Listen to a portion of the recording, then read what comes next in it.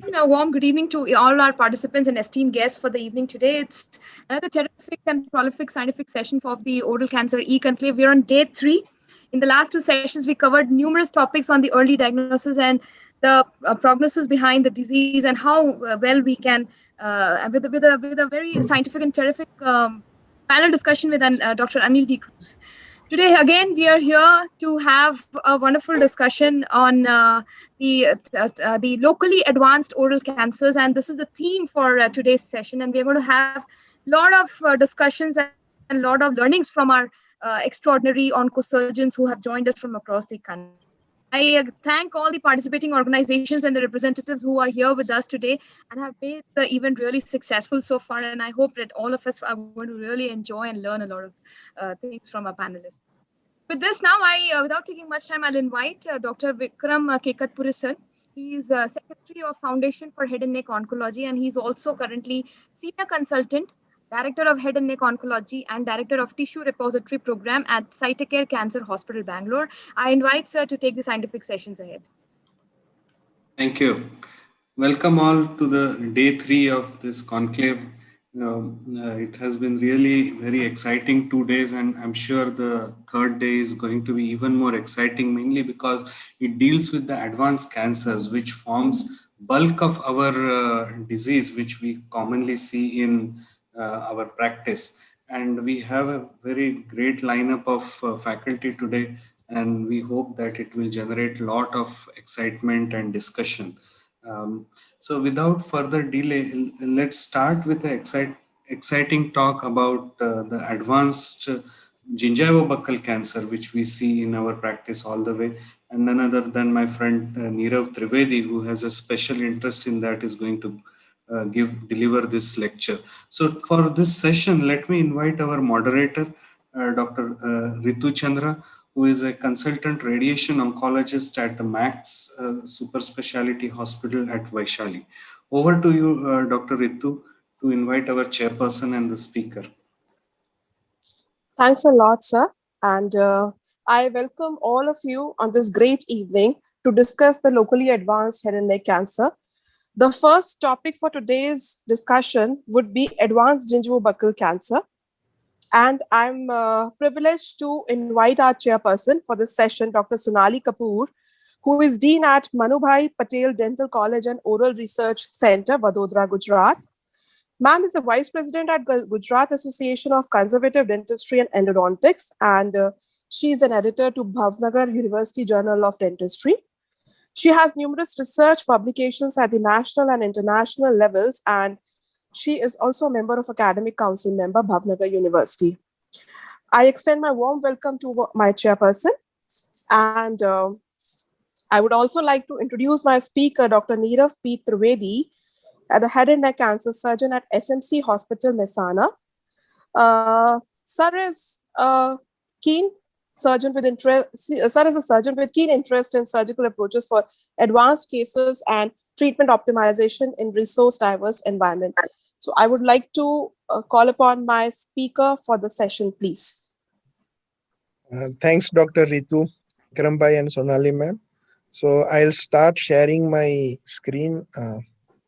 So today's topic, which I'm going to present, is management of advanced gingivobuccal sulcus cancer. So topics that we'll address today is anteriorly located GBS tumors, paramandibular spread and management of mandible, contralateral neck, posterior GBS tumor infiltrating into IPF, recurrent lesions, borderline operable cases, role of surgery in palliation.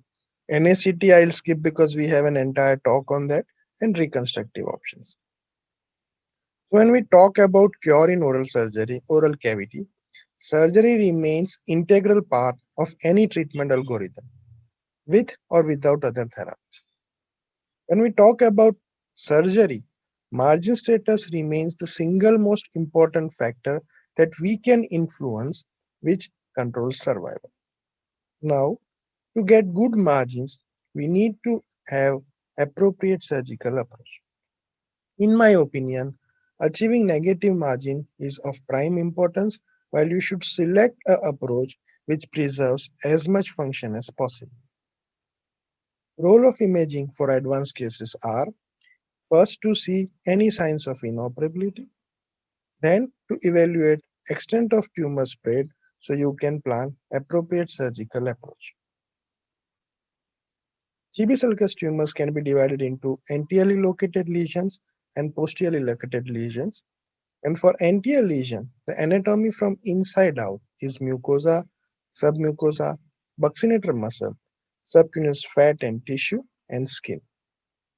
While posterior lesion spreads into infratemporal fossa, and one should understand the anatomy from lateral to medial, masseter muscle, ascending ramus of mandible, temporalis muscle, and then pterygoid muscles and plates.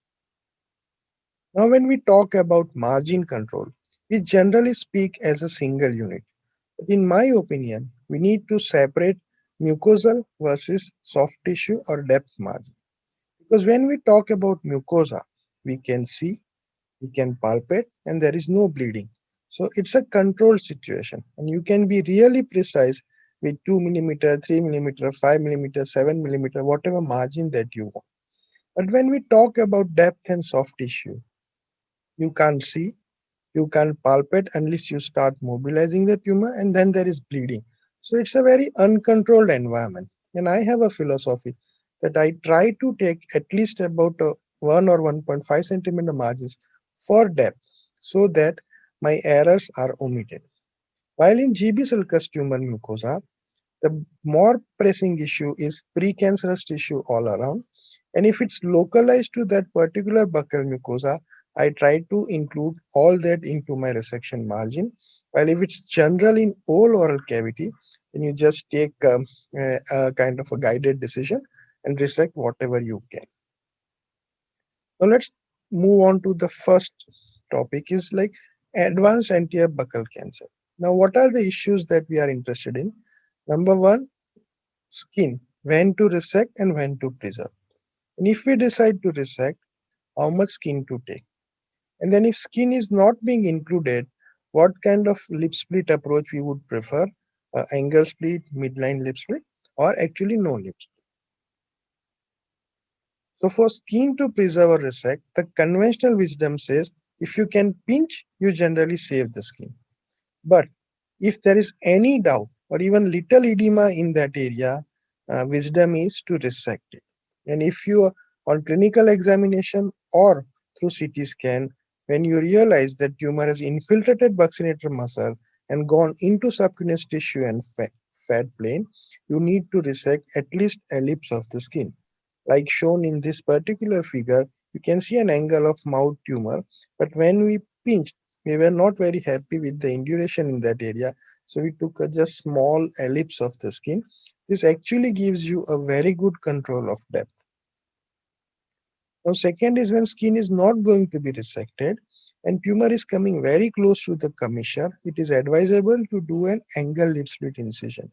This is because generally midline lip split gives better cosmetic outcome, but if you do that and you resect lot of commissure, mucosa and submucosa and soft tissue, the vascularity of the flap in this area or in the lip area gets severely compromised, and you can have an outcome like this. So I have an option where I generally prefer when tumor coming close to the commissure, I generally do angle lip split. Now, how much skin to resect? So I always palpate the tumor and then put a kind of dotted line about 5 millimeter beyond the palpable induration, and then actually go about 1 or 1.5 centimeter beyond this dotted line. This ensures that very rarely I get a positive skin margin. Always remember these are advanced tumors and this is your last chance to cure, so don't compromise. Then there is a second topic which is paramandibular spread. We all know that small GBS tumor, we always do marginal mandibulectomy and it's perfectly safe. But when there is a significant paramandibular spread that kind of sits just next to the entire buccal cortex, we all know that we feel very worried to do a marginal mandibulectomy, because when you want to preserve about 8 millimeter 1 centimeter of lower half, you always fear that you might leave some tumor tissue on the mandible in the lower half. So the conventional wisdom is to do a segmental mandibulectomy. But you always remember that actual bone is never involved in this type of tumor. And we don't do segmental mandibulectomy only because we fear that there is an oncological residual disease, but we also do because most of these patients have trismus. So segment with soft tissue flap is actually a treatment of choice. And most of these tumors are posteriorly located. And when they are advanced tumors, they involve muscles of mastication. So you anyway need to do a segmental mandibulectomy to facilitate this resection. I want to play a devil's advocate and say, can we do marginal mandible in this? So if you look at literature, two types of marginal has been described. One is a vertical partial mandible described by Tata Group, where they take the entire buccal cortex from lower all the way to up, and saying that enough strength is left behind and you have taken entire buccal cortex, so you can safely do this procedure. I have personally not done this, so I can't comment about the technical ease of doing that.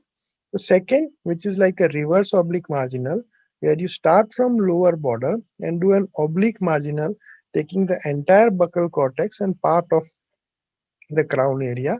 This way, your fear of leaving oncological residue is also kind of avoided, and you still leave enough bone stock to ensure the mandible stability.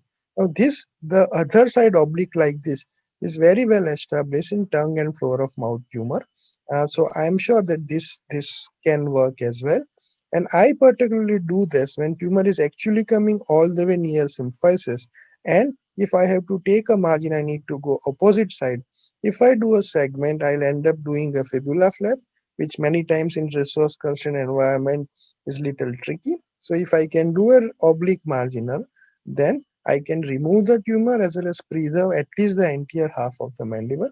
And then you can do a very good reconstruction with soft tissue only flaps. So we do this kind of regularly. Now, I want to raise a controversial topic, which is, can we periosteally strip the marginal mandible?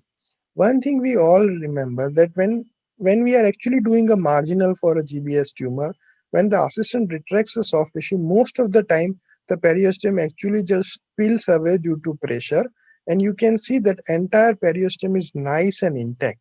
So we all know that actual mandible is not involved. But we are worried that if you strip the periosteum and some microscopic cells are left on mandible, then it may recur. Now, this concept is very well tested in floor of mouth tumor, where there is a paper which has directly compared periosteum stripping versus floor of mouth versus CT and MRI for floor of mouth mandibular invasion. And the periosteum stripping proved to be the most effective predictor of bone erosion. So I have started doing this as a small protocol for anteriorly located tumors. Until date, we have 24 patients with a limited follow-up, and they are all doing fine. I haven't seen a single local recurrence, but this is just a personal data, and the long-term oncological data is still awaited. I thought just sharing it. Now, coming on to the third topic, which is contralateral leg and ipsilateral parodectomy. So we have a policy when there is an advanced skin fungation, we always do bilateral neck dissection, because initially we were not doing, and we were finding in certain cases opposite neck node recurrence within 2 to 3 months. Since we started doing bilateral neck, that has completely stopped. Second thing, when there is a high cheek fungation or maxilla or high ITF is involved, we also do superficial parodectomy on the same side, and that has significantly reduced level 2 ipsilateral node failure, which is the typical of in a mastoid area. So we take the entire parotid. Anyway, buccal branches would go because the skin is going to go. So you can actually take the entire parotid above superior the external carotid artery, and this has prevented all that high level 2 nodes that were happening. So this is the practice that we do. Now a topic where posterior buccal cancer goes into infratemporal fossa. What we already know is that infratemporal fossa now is not a single subunit, and there are various subclasses, and all of them have different oncological outcomes. So with Liao et al. Suggested that supranotch and infranotch. So infranotch, we all know with various papers and publication that the outcomes are almost as good as any other T4A lesions. But for high infratemporal fossa, Liao et al. Suggested that it's non-treatable. While if you look at his paper, there are only 8 patients in high ITF group, and actually 3 of them were alive. So that's not a very conclusive evidence to rule those patients out for potential cure. Then we have done some other work to say that that group, the high ITF group, can actually be subdivided into further 2 categories, and one of them still has a potential for cure.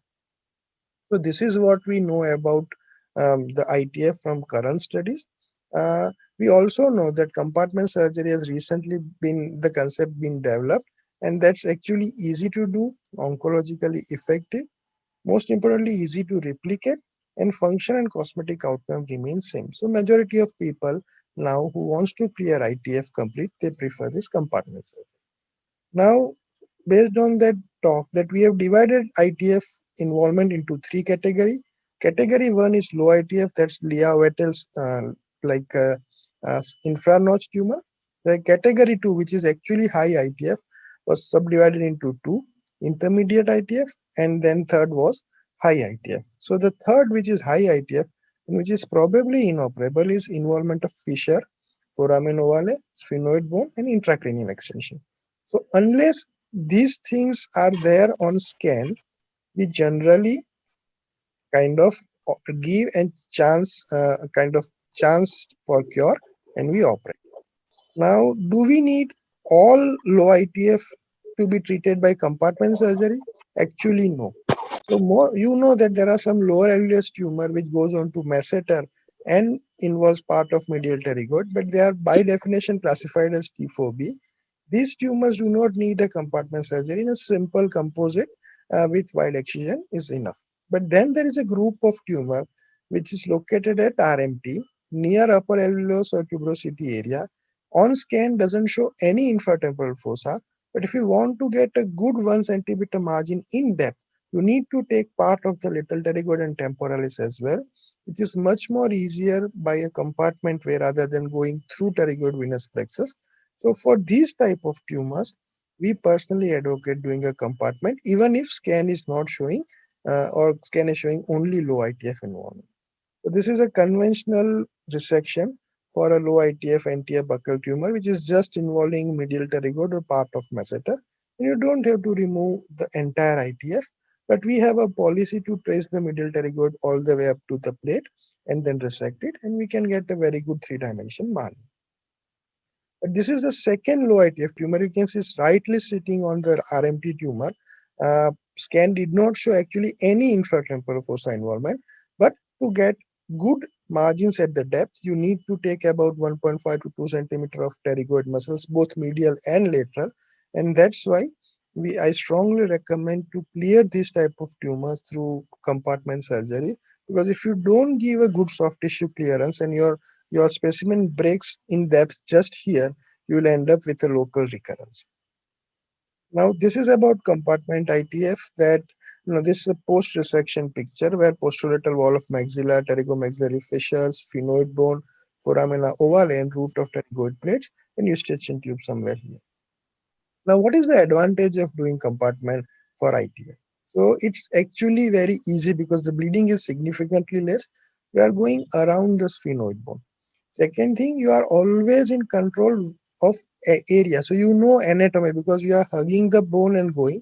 So you have complete control of where you are in the structure. Because bleeding is less and then you are in control, it's become easy and repetitive.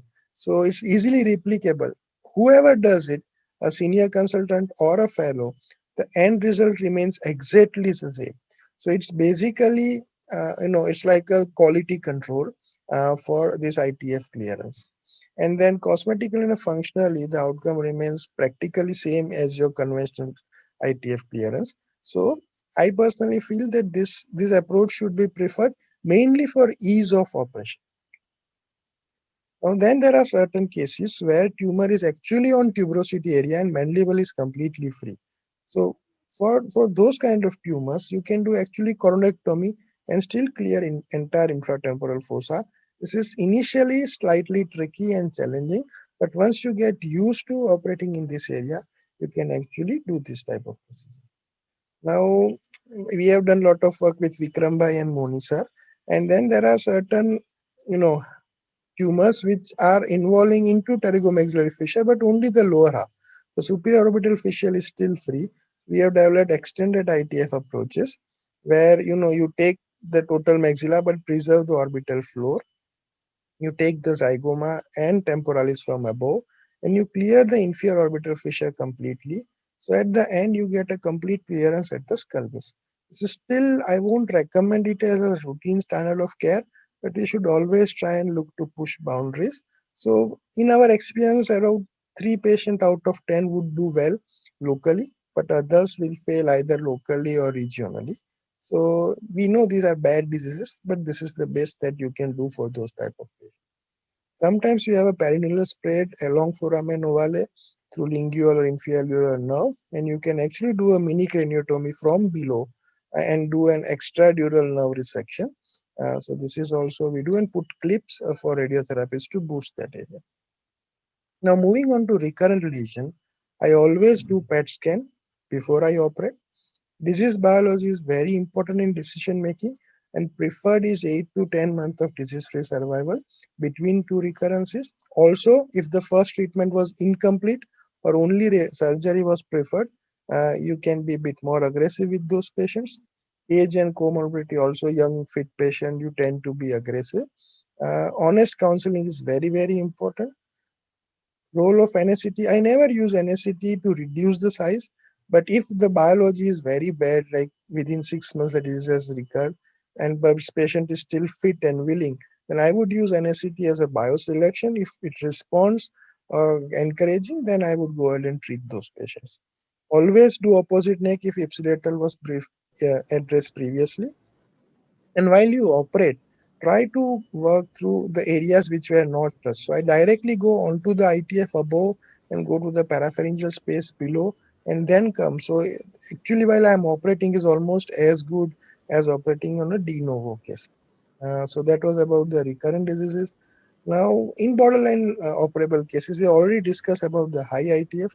So what are the other two factors? Extensive skin fungation that worries us, and second is surrounding edema. So extensive skin fungation, these are my experience and my opinion, that it's not indicative of an aggressive biology. It's just because patient has been waiting for too long. If you look at them carefully, most of them have very low volume. Uh, we also know that GBS tumors have relatively better biology than other subsite. And initial the challenge was reconstruction, but with ALT, now reconstruction is not a problem. So the conventional myth that if tumor fungation has gone beyond zygoma or your margin reaches beyond zygoma, it's inoperable. I don't believe in that. It's just another anatomical structure. And if needed, you can resect it. So for me, we regularly offer these patients curative surgery with appropriate reconstruction, and you will surprise when you start doing that most of the patients do okay long term. Again, I would just like to compliment Dr. Vikram for all this. The reconstruction is more of a challenge rather than the resection, and Vikram Bhai has done significant work in reconstruction for advanced tumors. Coming on to surrounding edema, again, if you have a big tumor with infection, there has to be some edema. I know you can't have this type of lesion without edema, but there is no way to say, or there is no proof in literature to say that actually those edema actually has cancer cells. It's probably because of tumor and mass, the lymphatics are blocked and there is edema. Like we do post-op, post-radiotherapy, most of the patient has edema just below their eye because the drainage is blocked. So what we do is we give a course of antibiotic and then we plan the surgery. Go all around and resect. Try to include edema in surgical margin, and when you can do ALT, it's not a problem. But many people do NSCT, and I think that's also a sensible way of addressing this kind of tumors.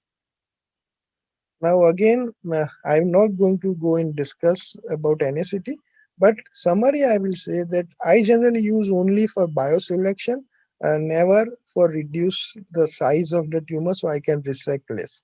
I don't think anything in literature that supports that you can resect less. And now with this all new radical approaches available and good reconstruction available, I think we are not worried about extent of resection. Now, role of surgery in palliation. As clinicians, we always face this kind of situation, which is very dilemma uh, generating what to do. So I consider this only if I know R0 resection is a possibility. Never do a grand biopsy. Patient is relatively fit and has decent life expectancy. So you are expecting at least 6, 8, 10, 12 months of survival. Always has to be a patient and family decision, never yours. So you just put all the facts very, very openly to the patient and relative, and you always ask them to go and take a second opinion as well. And when then they come back, say the indication should only be to make him relieve of pain, smell, and fungation. So this is when you're low volume distant metastatic disease, I sometimes consider not very aggressive. Reconstruction, just a summary slide. Remember that these are soft tissue major defects. So your reconstruction option should be soft tissue heavy flap. Always remember that trismus is probably the most important factor in choosing what type of flap you use. So if you are going to think about bone reconstruction, if patient has severe trismus, in my opinion, that's not a good reconstruction choice. When you don't have a ability of free flap, or most of these patients are very poor, and you generally operate in a large volume area with the government schemes, then bipedal PMMC is your major workforce and does a fantastic job of a good functional reconstruction. Though ALT is flap of choice, again Vikram Bhai has done a lot of work in this area. This is particularly preferred when mandible is intact and or when you have done a composite and lot of palate has been resected, because it doesn't drag down. Fibula is generally reserved for anterior defects, and for extensive soft tissue, you generally have to combine it with another flap. And when you have resource constrained environment, PMMC, bipedal PMMC with forehead for extensive skin fungation is also a very, very good reconstruction. Don't feel ashamed, because if you can think you can get a good margins and negative control, then just because you don't have an ALT facility, don't write the patient off. You can always consider this option as well. To summarize, I'll say surgery is the mainstay of treatment for advanced tumors. Adequate resection is essential. I have started moving away from concept of just wide local action or a composite, but I have tailored to an anatomical based resection in third dimension approach, which is actually not supra-radical, but it's a selective radical approach. Properly evaluate before you write off any patients. Have an honest discussion with the patient and family about the prognosis, and we try to do our best. Rest is with the God. Thank you very much. Thanks a lot, Dr. Neera. I'm really delighted to listen to this talk, and thanks for enlightening the surgical management of gingivobuccal cancer and also providing the information about the high ITF and low ITF clearance. And of course, I love that statement that rest is with God. So the house is open to all for the questions, please. And I would also like to invite my chairperson, Dr. Sonali Kapoor, to come to say a few words about it. Thank you. Thank you very much. Very good afternoon to everyone. I really thank iCare for inviting me to be the chairperson. To conclude on this excellent presentation by Dr. Neerav Trivedi, I would like to say the doctor has given a wonderful insight into gingival buccal tumors. And as ma'am said, he has clearly outlined all the different stages, type 1, 2 to 6, and given us a beautiful insight when to resect and when to preserve. This is the key here, keeping in mind the cosmetic and the functional outcome of the patients. He has clearly said that surgery is the mainstay in this tumor, and rest we can leave to God, as madam has mentioned. Yes, reconstruction is the key, and I'm very happy to listen that he has had an excellent anatomically based approach to this tumor. I thank you, sir, for this excellent presentation and giving all the viewers an insight into your personal experiences with the gingival buccal tumor. Thank you, sir. Thank you very much, ma'am. Really appreciate it.